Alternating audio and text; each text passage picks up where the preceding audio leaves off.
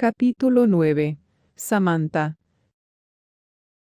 Samantha se echó la colcha sobre la cabeza y cerró los ojos con fuerza, pero nada. Se le había olvidado correr las cortinas, y la luz gris previa al alba se le colaba en el dormitorio y enmarcaba las delicadas almohadas que había tirado al suelo sin ningún cuidado. Notaba un pellizco en las orejas. Se las tocó y se percató de que, sin querer, había dormido con los pendientes de diamantes de la colección de joyas de la corona. Ups. Se los quitó y los lanzó sobre la mesita de noche antes de abalanzarse sobre su móvil, de repente desesperada por saber si Teddy le había escrito. No lo había hecho. Por otro lado, ¿le había dado ella su número? Repasó sus distintas redes sociales para buscar su perfil, aunque fue frustrante porque no le sirvió de nada. No había más que fotos sin importancia. Un sándwich de langosta, un atardecer en Nantucket, imágenes del cumpleaños de un amigo el año anterior. Pinchó en todas, muerta de curiosidad por cualquier información sobre él. Al fin, Sam retiró las sábanas y se dirigió a su armario, donde se puso unos pantalones de chándal rosa eléctrico y un top a juego. Consideró la posibilidad de cruzar el pasillo para llamar a la puerta de Jeff, pero siempre estaba muy gruñón por las mañanas, así que le envió un mensaje. ¿Peli después? Si lo pedía ahora, quizá consiguieran permiso para ir a un cine de verdad, con gente de verdad dentro, lo que siempre era más divertido que ver algo en la sala de proyecciones de Palacio, aunque tuvieran copias de todas las películas antes de su estreno oficial. Solo necesitaba un par de agentes de seguridad que examinaran el cine media hora antes de su llegada. Sam estaba más callada de la cuenta cuando bajó a la sala de control de seguridad. El día después de una fiesta, el palacio siempre le parecía evocador, con las habitaciones vacías llenas de ecos de las consecuencias de la noche anterior. Las doncellas ya estaban recogiendo mesas y desenrollando alfombras, recuperando copas de champán perdidas donde sus borrachos invitados las hubieran olvidado. En un estante de la biblioteca, dentro de la maceta de una orquídea o, en el caso de Sam, en el suelo del guardarropa. Se rió entre dientes al ver el yeso roto y las marcas de quemadura en el pórtico sur, donde se había disparado el cohete. Al menos aquel accidente, por una vez, no había sido culpa suya. ¿Beatriz? Su padre estaba sentado en el banco con tapizado de capitoné al pie de las escaleras, inclinado para atarse las deportivas. Sam, creía que eras tu hermana, le dijo al levantar la mirada. ¿La has visto? Todavía no. Habrá decidido quedarse durmiendo. El rey apoyó las manos en las rodillas y se levantó con un suspiro. Sus ojos dieron de nuevo con Sam y se fijaron en su atuendo deportivo rosa. Se aclaró la garganta. ¿Qué me dices? ¿Te apetece correr un poco? Por supuesto. Samantha no era la primera elección de su padre para acompañarlo a correr, sino la segunda cuando Beatriz no podía. Claro, masculló y siguió a su padre. Hacía una fresca mañana de invierno. Un par de agentes de seguridad se pusieron a correr a su lado, vestidos con ropa deportiva negra a juego y con las armas a la cintura. Se habían resignado hacía tiempo a los hábitos del rey. Salía a correr casi todos los días por el centro de la ciudad, ciñéndose a un recorrido aprobado de antemano. A menudo le pedía a alguien que lo acompañara. Un embajador extranjero o un político que quería conseguir su apoyo para algún asunto concreto. La mayoría de las veces, la acompañante era Beatriz. Las invitaciones para correr con su majestad eran más valiosas que una audiencia en su despacho. Así era el padre de Sam. Nunca paraba de trabajar. No existía una división clara entre el despacho y el hogar. Su mente no paraba jamás. Incluso cuando estaban de vacaciones, Sam lo pillaba trabajando a primera hora de la mañana o a última de la noche. Redactando discursos, leyendo informes, enviando correos electrónicos a su personal, a su secretaria de prensa o a la gente que dirigía sus actividades benéficas sobre una nueva idea que se le había ocurrido. Se dirigieron a la discreta salida lateral de Palacio, y la ciudad se desplegó ante ellos, desde Aviary Walk hasta los brochazos verdes de Johnny A. Park. Más allá de los edificios de pisos y oficinas, el capitel iridiscente de la aguja del almirantazgo se alzaba hacia el horizonte, teñido de la luz azafrán del alba. Otros corredores pasaron junto a ellos, pero, aparte de algunas miradas curiosas y algún que otro buenos días, Su Majestad, dejaron al rey en paz. Aunque Sam miraba a su padre de vez en cuando, la vista de él estaba fija al frente. No parecía tan rápido como siempre. Lo habitual era que hiciera 4 carreras de 1500 metros en 8 minutos, pero quizá fuera porque Sam corría con todas sus fuerzas, cargada de adrenalina. No dejaba de soñar despierta con Teddy. El mismo aire parecía cargado de posibilidades, tan denso y tangible como la niebla que brotaba del río. A pesar de saber que no era más que la opción B, Sam se alegraba de que su padre le hubiera pedido que corriera con ella. No recordaba cuándo había sido la última vez que estaban los dos a solas. Las cosas eran distintas antes de la muerte del abuelo de Sam, antes de que su padre ascendiera al trono y se viera obligado a convertirse en la persona más multitarea del mundo. Cuando eran pequeños, le gustaba pasarse horas jugando con sus hijos a juegos que él mismo se inventaba. Uno de los preferidos de Sam era el día del huevo, que consistía en que su padre les daba un huevo por la mañana y les decía que tenían que llevarlo con ellos en todo momento. Si el huevo seguía entero al final del día, ganaban un premio. El personal de palacio acababa limpiando yema de huevo de todas partes, desde las alfombrillas hasta las cortinas. El rey también era un entusiasta de la historia y una fuente interminable de anécdotas sobre los anteriores regentes. A Sam le encantaba entrar en una habitación, preguntarle quién había vivido allí y después escucharlo narrar las aventuras de sus antepasados. Era capaz de sacar una historia de cualquier parte. Era consciente de ser una niña difícil, pero, por aquel entonces, sus travesuras no decepcionaban a su padre, sino que le arrancaban carcajadas.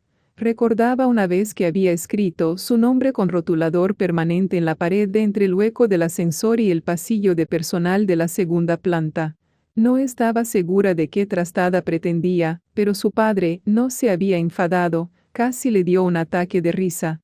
«Has dejado tu marca en la historia», había bromeado mientras le quitaba a Samantha el rotulador rojo de las manos.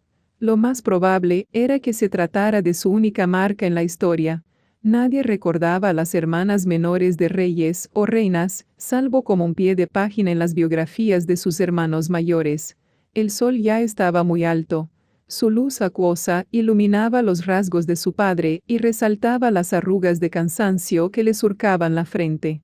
De repente, Sam se percató de lo viejo que parecía. ¿Cuándo se le había vuelto el pelo gris?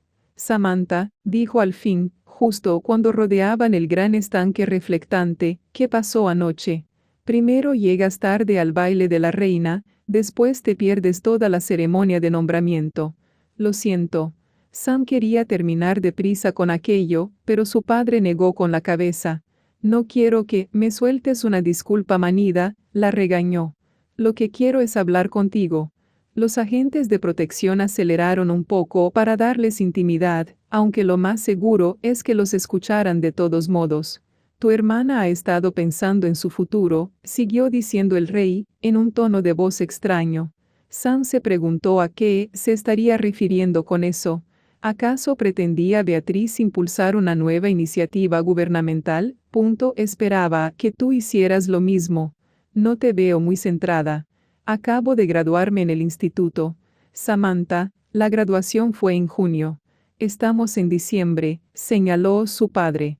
Cuando accedí a que Jeff y tú os tomarais un año sabático antes de ir a la universidad, confiaba en que aprovecharas el tiempo de forma constructiva, para reflexionar o para aprender algo nuevo. Pero lo único que has hecho es ir en jet de un sitio a otro. Tú mismo aprobaste el itinerario, replicó ella poniéndose a la defensiva. Tenía el presentimiento de que Jeff no corría ningún peligro de escuchar lo decepcionado que estaba su padre con él. Deseó poder explicar cómo se había sentido durante todo aquel viaje. Como si buscara algo indescriptible y, daba igual a dónde fuera, nunca lograba encontrarlo. Quizá nunca pudiera. Por otra parte, ¿cómo iba a encontrarlo si ni siquiera sabía qué buscaba? Su padre le dio la razón, asintiendo con la cabeza. Lo aprobé, en efecto. Pero ahora que has vuelto, deberíamos hablar de cuál es el siguiente paso. No puedes pasarte el resto de la vida burlando a tus guardaespaldas, fugándote para montar en cuadra escondidas. Ni siquiera has elegido todavía el centro al que irás el curso que viene. Sin demasiado entusiasmo, Sam había enviado un puñado de solicitudes de matrícula la primavera pasada. Para sorpresa de nadie, todas las universidades la habían aceptado. Sabía que todo el mundo esperaba que continuara estudiando, pero, ¿para qué? Como si alguna vez fuesen a darle un trabajo de persona normal, aunque ella quisiera. Quizá Jeff y ella se convirtieran en rémoras de profesión, un lastre para la economía durante el resto de sus vidas. La encarnación moderna de un par de bufones de la corte de la Edad Media. Eso era lo que se decían el uno al otro, por lo menos. Que tenían la responsabilidad constitucional de causar problemas, aunque solo fuera para compensar lo deprimentemente buena que era Beatriz. Lo entiendo, le dijo a su padre. Aceptaré la oferta de alguna universidad.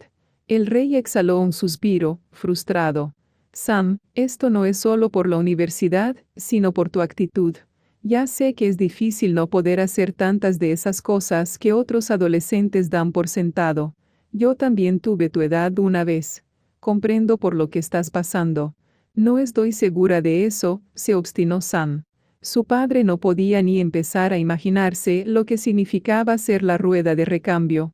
Él había sido el heredero, el que nunca podría hacer nada mal, el que únicamente suscitaba elogios y admiración, el que tenía su efigie impresa en todas las monedas, sellos e incluso tazas para el café. Tienes razón. Para tu generación es más difícil, con todas esas páginas de cotilleos y redes sociales, replicó su padre, malinterpretándola. Esta vida, ser un Washington, es una vida repleta de privilegios y oportunidades, pero también de ataduras poco convencionales. Mi deseo para ti siempre ha sido que sepas concentrarte en todas esas puertas que tienes abiertas, más que en las que tengas cerradas. Comenzaba a respirar con dificultad, aminoró el paso. Gotitas de sudor perlaban su frente. Sé que no es fácil, continuó. Eres joven, es inevitable que cometas errores, y no es justo que debas cometerlos delante del mundo entero. Pero, Sam, por favor, intenta pensar en ello. Ella seguía, sin entenderlo. ¿Pensar en qué? En lo que quieres hacer hasta el próximo otoño, cuando empieces la universidad. Podrías conseguir un contrato de prácticas en alguna parte, en una empresa de diseño, tal vez, o como organizadora de eventos.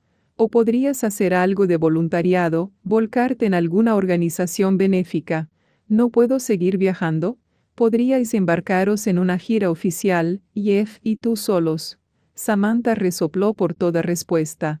Detestaba que la arrastraran por esas giras oficiales, desfilando por las calles de un montón de ciudades insignificantes mientras el vulgo gritaba: «Mira hacia aquí, Beatriz», o «Te amo, Jeff». Se dispusieron a recorrer los últimos 1500 metros que los separaban del palacio mientras la ciudad empezaba a cobrar vida de forma paulatina.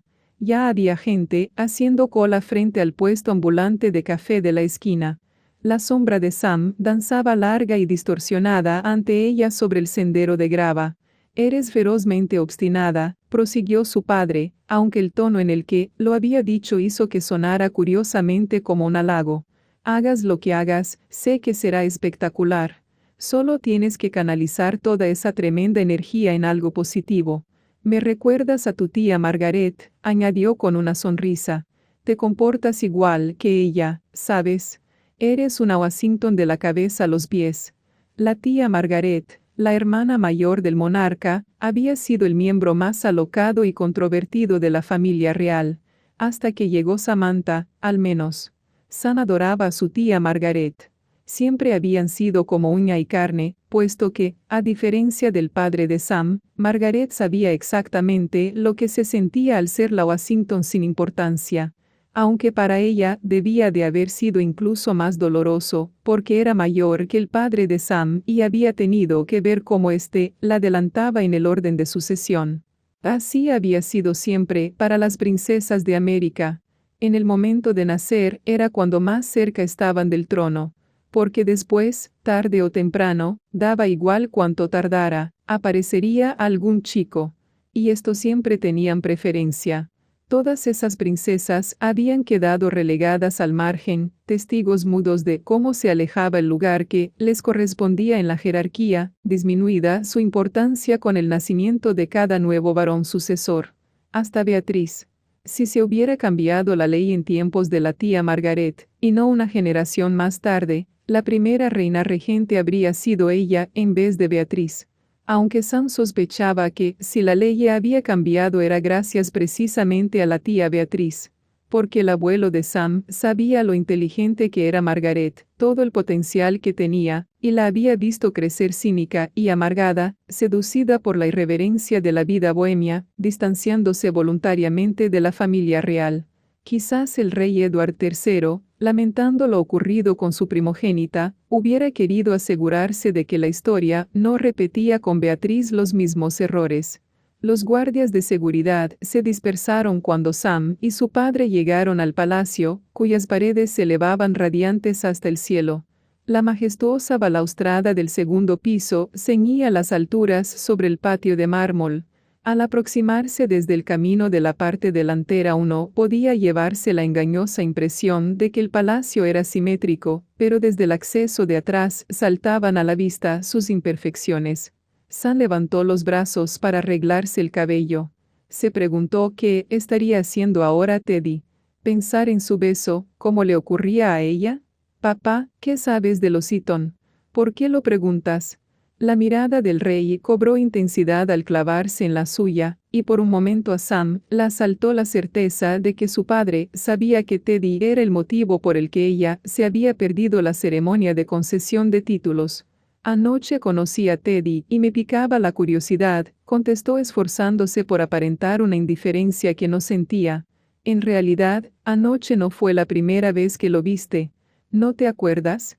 Su padre no pareció sorprenderse cuando Sam negó con la cabeza. Bueno, los dos erais muy jóvenes. Teddy fue uno de los pajes durante mi coronación. Oh, exhaló Sam. Aunque tendría que habérselo imaginado. Los pajes reales, niños que actuaban como ayudantes en ceremonias tales como coronaciones y enlaces nupciales, siempre provenían de la aristocracia. Conocemos a los Eaton desde hace tiempo, continuó explicándole su padre, el cual por tiempo estaba claro que se refería a siglos. La duquesa viuda, la abuela de Teddy, Ruth, trabajó como dama de compañía al servicio de tu abuela. Y el actual duque, por supuesto, fue uno de mis caballerizos antes de que falleciera su padre. ¿El padre de Teddy y tú erais amigos? Una sonrisa impregnada de añoranza se dibujó en los labios del rey. Nos gustaba meternos en líos, siempre estábamos colándonos en la bodega o celebrando fiestas clandestinas en Waldorf. La mansión ducal de los Eaton, añadió, en respuesta a la expresión interrogante de Sam, debe de haber albergado a más miembros de la realeza que ninguna otra residencia privada de América. Me pregunto por qué no vendrá a la corte, musitó Sam en voz alta. Se habría fijado en un chico como Teddy si lo hubiera visto antes de la noche anterior, eso seguro. Las familias de la aristocracia procuraban pasar en la capital al menos parte del año.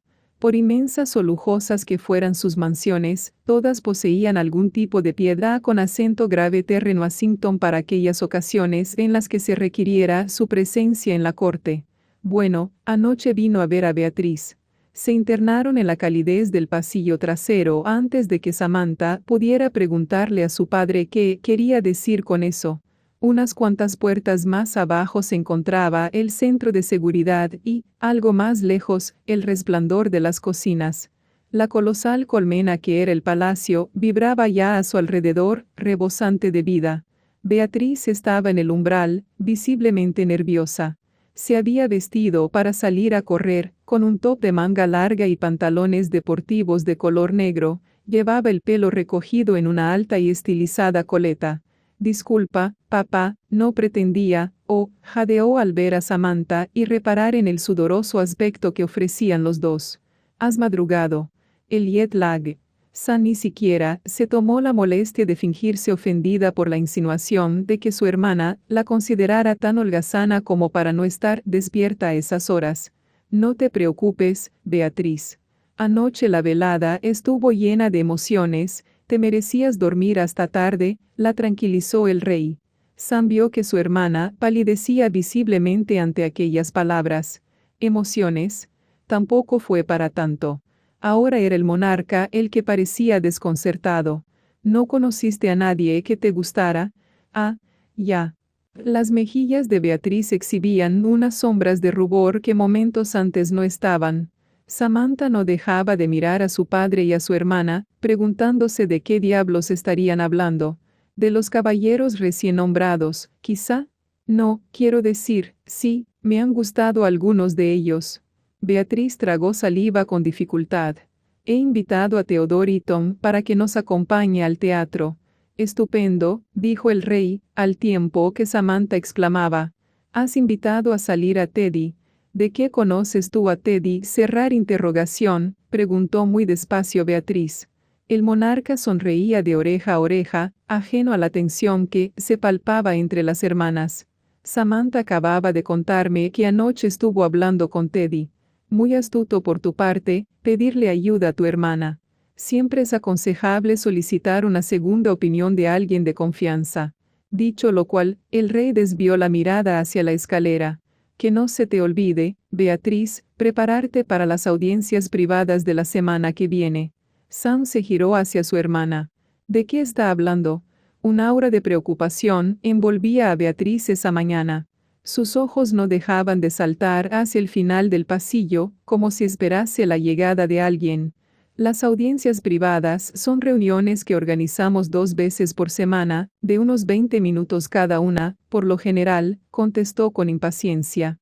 Altos comisionados, personal militar, jueces, dignatarios de visita, no, me refería a la parte sobre tú y Teddy.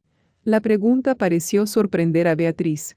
Aunque, por otra parte, Sam y ella llevaban mucho tiempo sin compartir confidencias. Sam no sabría decir cuándo se habían empezado a formar esa distancia entre Beatriz y ella. Sencillamente había ido creciendo cada vez más, alejándose ambas palmo a palmo, cada vez más. Ahora, sin embargo, la distancia era tan inmensa que Sam ni siquiera lograba imaginarse lo que tendrían que hacer para volver a acercarse.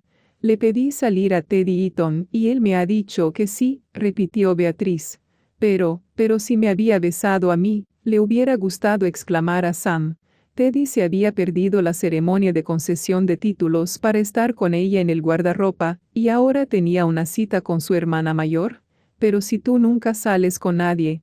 Bueno, dijo Beatriz sin demasiada energía, he decidido que ahora es tan buen momento como cualquier otro para empezar. ¿Por qué Teddy? El baile de la noche anterior había estado repleto de chicos. ¿Por qué no podría haber elegido Beatriz a cualquiera de ellos, en vez del que le gustaba Samantha? Es de buena familia. Y muy guapo, replicó Beatriz. Incluso allí, en privado, sus palabras sonaban artificiales y ensayadas, como si estuviera pronunciando un discurso desde lo alto de alguna tribuna. ¿Eso es todo? ¿Lo escogiste de entre la multitud por su cara y su título? ¿Y a ti qué más te da? No es a ti a quien le están exigiendo que busque marido. ¿Cómo? Sam parpadeó varias veces seguidas, desconcertada. ¿Quién ha dicho nada de casarse? Tras la inmutable expresión de Beatriz se vislumbró fugazmente algo, un destello de vulnerabilidad o confusión, tal vez pesadumbre, incluso. Suficiente, en cualquier caso, para que Samantha se animara a dar un paso hacia ella. Pero la máscara no tardó en volver a sentarse sobre los rasgos de su hermana. Tú no lo entenderías. Se trata de asuntos de Estado. Por el modo en que las había pronunciado Beatriz, Sam prácticamente percibió las mayúsculas de aquellas palabras.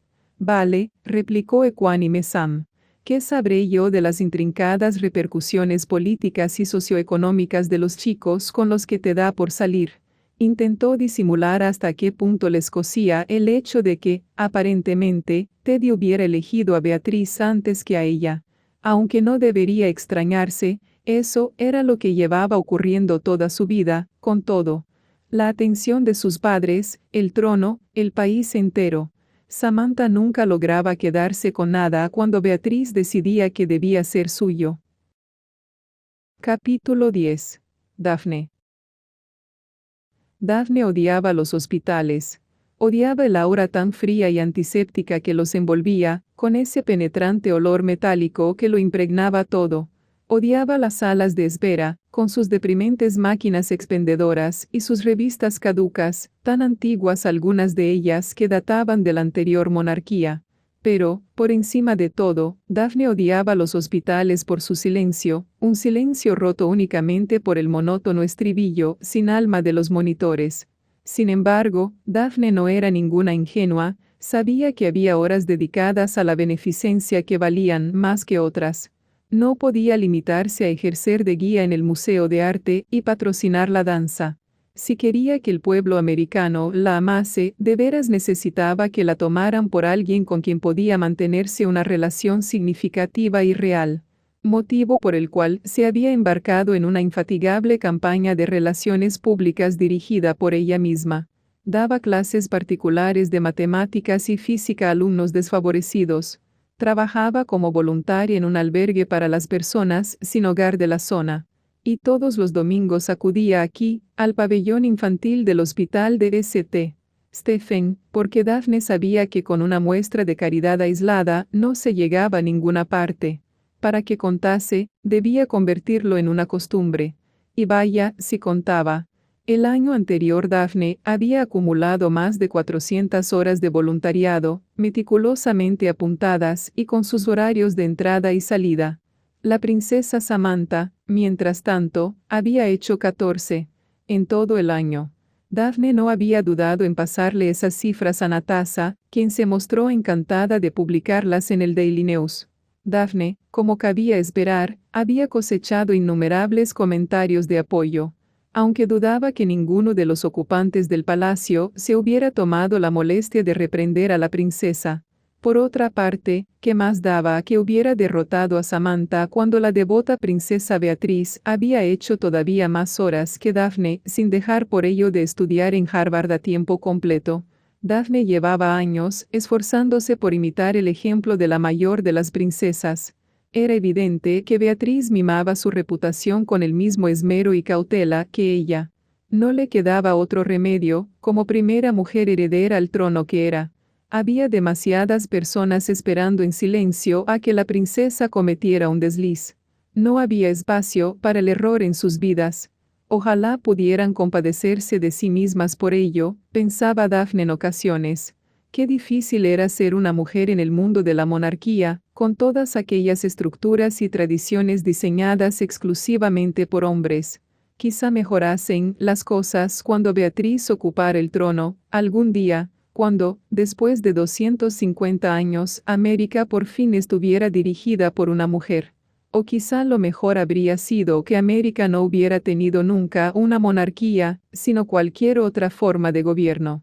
Aunque Daphne lo dudaba. Daphne, qué alegría verte. El auxiliar del mostrador de recepción le dedicó una sonrisa cohibida, pese a conocerla ya desde hacía años. Era un veinteañero con tendencia al acné que siempre daba la impresión de estar conteniéndose para no pedirle un autógrafo. Gracias, Chris. ¿Cómo le va a la gatita nueva? Daisy, ¿verdad? Daphne se preciaba de recordar los pequeños detalles. Era lo que la convertía en alguien profesional.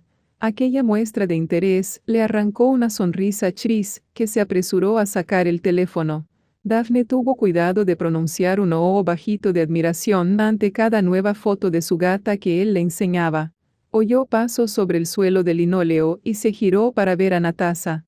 Justo a tiempo. Chris, dijo Daphne con voz melosa, ¿te importa que hoy me acompañe Natasha? Es solo para sacar unas cuantas fotos y tomar algunos apuntes. Estamos preparando un especial para impulsar los donativos de cara a las Navidades, añadió Natasha, con los jóvenes filántropos como protagonistas. Esperábamos poder incluir a Daphne. Sería un delito no incluirla, proclamó Chris. Viene todas las semanas. Se puso de puntillas para inclinarse hacia adelante. Pero aseguraos de pedirles permiso a los padres antes de publicar cualquier foto de los niños. Daphne nunca había entendido que la familia real le tuviera tanta alergia a la prensa. En su experiencia, si les echabas una mano a los periodistas, estos se mostraban encantados de devolverte el favor. Hacía tiempo que había llegado a un entendimiento tácito con Natasha.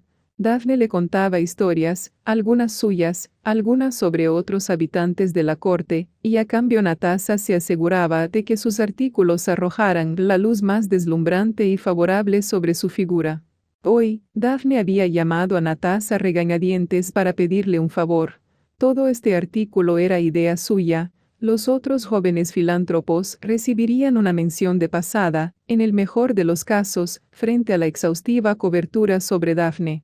Detestaba verse obligada a recurrir a esa clase de artimañas, a plantar historias deliberadamente autopromocionales, pero ignoraba qué otra opción tenía. Seguía sin sobreponerse al modo en que Jefferson la había dejado plantada en el baile, ni al hecho de que no hubiera vuelto a saber nada de él desde entonces. No esperaba que al príncipe le importaran realmente sus labores de voluntariado, por supuesto. Pero sí le importaría que lo hiciese el resto de América, puesto que se desvivía por agradar. Jefferson siempre había sido detractor de las discordias, las lágrimas y las palabras fuertes de cualquier tipo, probablemente porque, como el Benjamín mimado que era, rara vez habría tenido que encontrarse con ellas.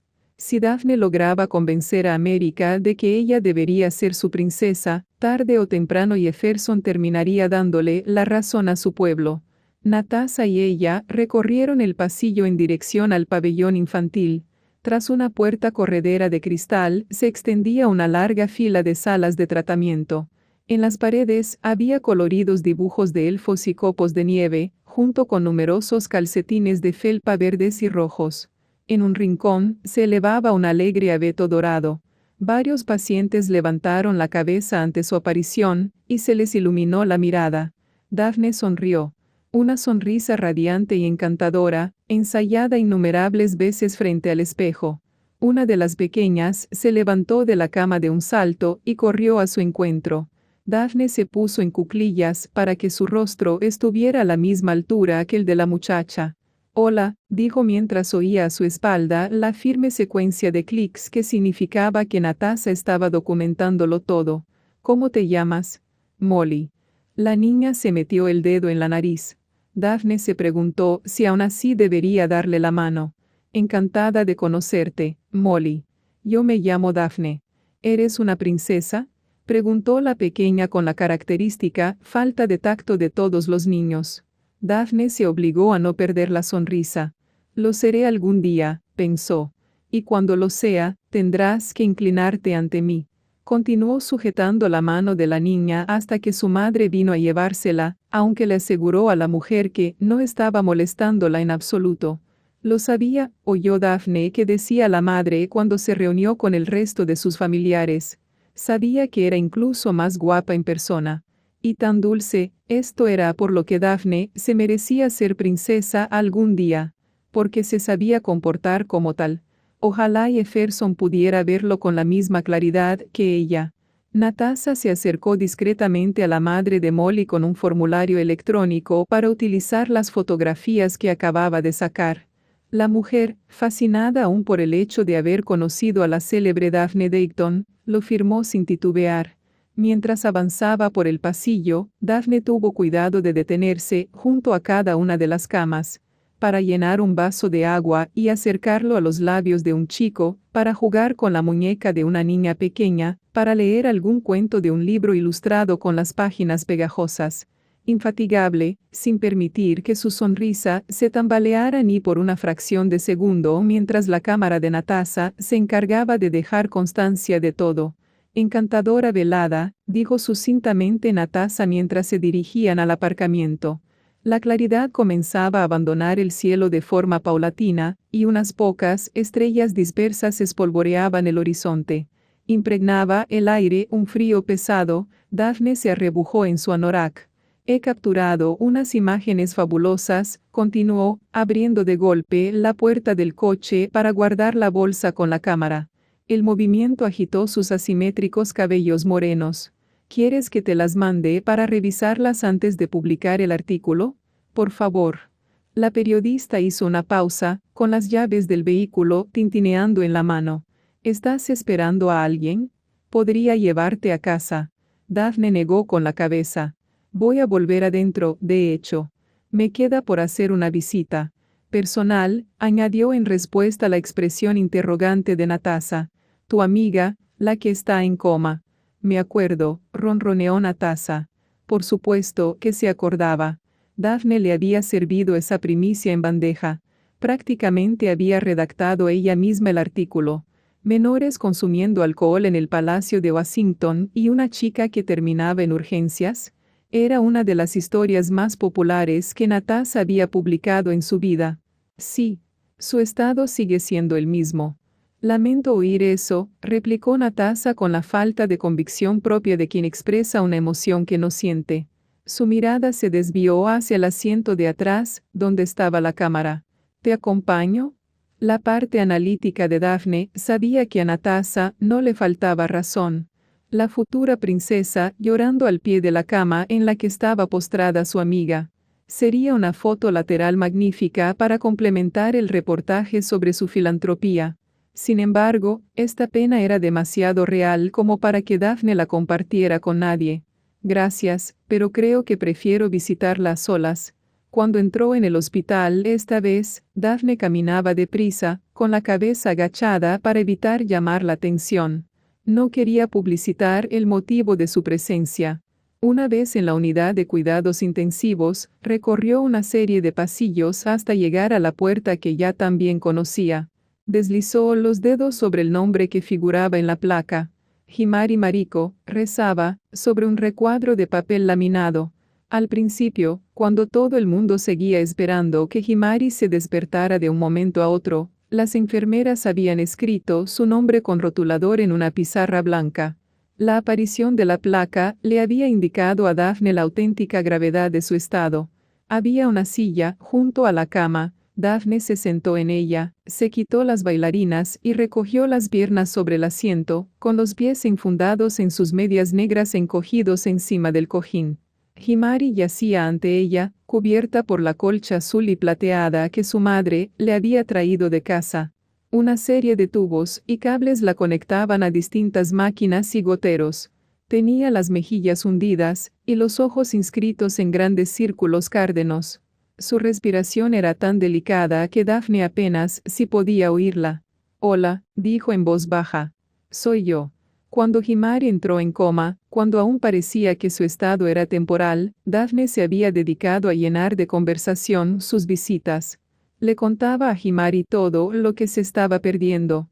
El nuevo y apuesto instructor de spin que había empezado a dar clases en su gimnasio favorito, la gala temática sobre los 80 que se había celebrado en el Museo de Ciencia, el hecho de que Olivia Langley fuese a organizar un fin de semana en la casa del lago de su familia y no hubiera incluido a Daphne. Pero ahora se le antojaba extraño verter en el silencio todas esas palabras, tan irrelevantes. De todos modos, su amiga tampoco daba la impresión de estar escuchando. Cogió la mano de Himari y volvió a sorprenderse de lo floja que parecía en comparación con la suya. Las uñas de su amiga se veían grotescamente largas y tan estropeadas que empezaban a engancharse en la manta. Las enfermeras tenían cosas más importantes que hacer que preocuparse por las cutículas de Himari, por supuesto, pero aún así, reprimiendo un suspiro, Daphne abrió el bolso para buscar la lima que siempre llevaba consigo y comenzó a perfilar meticulosamente las uñas de su amiga, redondeando los bordes. No llevo esmalte encima, disculpa. Aunque, de todas formas, tampoco sería el más indicado para ti. Daphne solo utilizaba rosas muy claros, casi traslúcidos. Se temía que los tonos de rojo pudieran evocar en la gente imágenes de zarpas o garras engarfiadas. Pero Himari no sentía tantos reparos. Siempre le habían fascinado los colores más escandalosos y explosivos, igual que a su madre. A una auténtica dama se la reconoce por las uñas y los labios pintados de rojo, solía decirles la madre de Himari mientras pasaba junto a ellas camino de alguna fiesta, con sus elegantes vestidos negros y sus interminables tacones. Himari era hija del conde y la condesa de Ana, títulos que llevaban casi un siglo en su familia, desde que los bisabuelos de Himari llegaran de Kioto en calidad de embajadores de la corte imperial de Japón. A Daphne le encantaba ir a la casa de los Mariko. Vivían en una hacienda enorme en el centro de Heraldo Axe, con jardines repletos de elementos decorativos y una gigantesca piscina. Himari tenía 3 hermanos, y en su hogar siempre reinaban el alboroto y las risas, sin importar los biombos pintados con acuarelas de valor incalculable y las macetas de terracota que agraciaban cada habitación. No apruebo tu amistad con esa niña de los Mariko. Es demasiado espabilada, anunció un día la madre de Daphne, después de que ésta volviera de haber pasado la noche en casa de Himari. Necesitas rodearte de chicas que te hagan brillar, no que compitan contigo. Es mi amiga, había protestado ella. Rebeca miró a su hija a los ojos con una intensidad escalofriante. 2 muchachas tan guapas y listas como vosotras, eso solo puede acabar en desastre. Daphne desearía que su madre no hubiera tenido razón. A su paso por el instituto, Himari y ella lo habían compartido prácticamente todo. Esperanzas, éxitos, el título de chica más popular de su clase. Qué entrada tan espectacular hacían cada vez que llegaban juntas a cualquier función de la corte, tan jóvenes, despampanantes y aristocráticas. Era como si nadie pudiera resistirse al efecto combinado que provocaban en los demás, como si nada en absoluto se pudiera interponer entre ellas. Hasta que Daphne empezó a salir con el príncipe. Resulta que a Himari también le gustaba Jefferson. Por supuesto que le gustaba, media América fantaseaba con él. Sin embargo, Daphne, que se preciaba de ser capaz de reconocer las intenciones de las personas antes que ellas mismas, no lo había sabido prever. Éramos amigas, ¿verdad? Dijo en voz baja, consciente de que Himari no iba a ofrecerle ninguna respuesta. ¿O fingías desde el principio? Aquellos 7 días, desde el cumpleaños de Himari hasta la fiesta de graduación de los mellizos, habían conseguido que Daphne dudara de todo y de todos. Pese a eso, le gustaría creer que Himari se había preocupado por ella, que, en algún momento, su amistad había sido sincera, porque incluso después de todo lo que había pasado, la echaba de menos. Extrañaba la altanería, el cinismo y la perspicacia de su amiga, quien siempre daba la impresión de saber más de la cuenta. Echó un vistazo a la habitación, con cautela. Incluso ahora, a puerta cerrada, todas las precauciones eran pocas. Después se agachó, apoyó la frente en el dorso de la mano de Himari y cerró los ojos, como si implorase una bendición que no iba a llegar jamás. No pretendía que sucediera nada de esto, susurró. Ha salido todo tan mal. Ojalá hubieras hablado conmigo. No me dejaste muchas opciones, Himari. Daphne no era como los demás aristócratas, aquellos cuyas familias ostentaban sus títulos desde antes de la Revolución, quienes habían crecido educados en las reglas de la sofisticación. Cuando de pelear se trataba, Daphne poseía instinto de boxeador, y Himari la había acorralado contra las cuerdas. Desearía ser capaz de derramar al menos una lágrima por su amiga, pero ni siquiera recordaba la última vez que había llorado. Seguramente antes del accidente de Himari. Quizá hubiera perdido la facultad de permitirse el lujo de mostrarse débil. Quizá la culpa le hubiera secado los lagrimales y ya no pudiera volver a llorar nunca más. No pretendía que sucediera nada de esto, repitió. No obtuvo ninguna reacción por parte de Himari, ni un parpadeo siquiera. Nada indicaba que hubiese oído las palabras de Daphne. Fin del capítulo 10.